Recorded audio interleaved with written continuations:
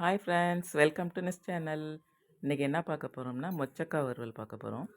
மசாலா அரைச்சி போட்ட வறுவல். ஓகே, மொச்சக்காய் உரித்து தண்ணியில் வேக வச்சு எடுத்தாச்சு. இதில் பார்த்திங்கன்னா ப்ரோட்டீன் நிறையா இருக்குது, குழந்தைங்களுக்கு ரொம்ப நல்லது. வாரத்தில் 2-3 நாள் கொடுக்கலாம். இப்போ நிறைய சீசன் ஃபுல்லாகவே கிடைக்கிது அது. ஓகே, இப்போ மசாலா என்னென்னு பார்த்துக்கலாம். ஒரு 5 காஞ்ச மிளகா, 3/4 டீஸ்பூன் பெருஞ்சீரகம், ஒரு 1/4 மூடி தேங்காய், இதை அரைச்சி பேஸ்ட்டாக வச்சுக்கலாம். இப்போ பார்த்திங்கன்னா ஸ்டவ்வில் கடாய் வச்சுட்டோம். மண் கடாய் இது. அதில் எண்ணெய் ஊற்றியாச்சு. எண்ணெய் காஞ்சோடனே கடுகு போட போகிறோம்.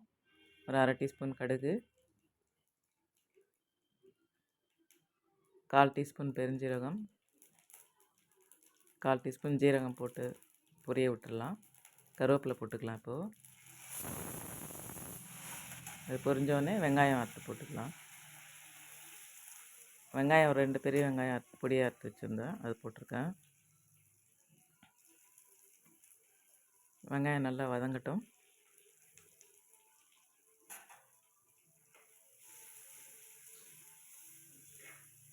வெங்காயம் வதங்கினோடனே வேக வச்ச மொச்சக்காய் போடலாம். மொச்சக்காய் போட்டு ஒரு பரட்டிக்கலாம். இந்த மொச்சக்காய் எவ்வளோ அளவுன்னு பார்த்தீங்கன்னா 1/2 கிலோ மொச்சக்காய் வாங்கி உரித்து வச்சுருக்கேன். அந்த அளவு தான் இது.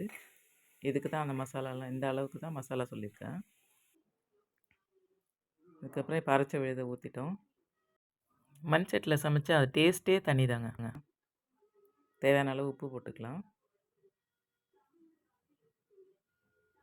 மசாலா நல்லா பரட்டி விடணும்.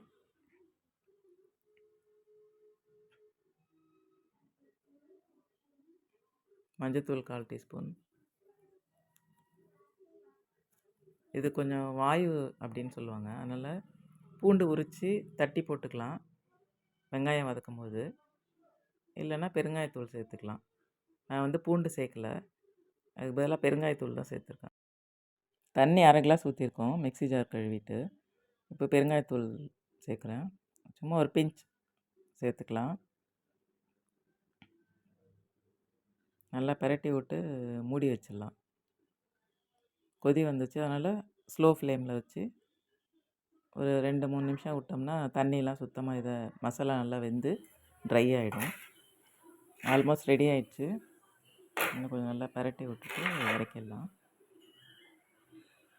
ஃப்ரெண்ட்ஸ், உங்களுக்கெல்லாம் பிடிக்கும்னு நினைக்கிறேன். நீங்களும் ட்ரை பண்ணிவிட்டு எனக்கு கமெண்ட் பண்ணுங்கள், சப்ஸ்கிரைப் பண்ணுங்கள்.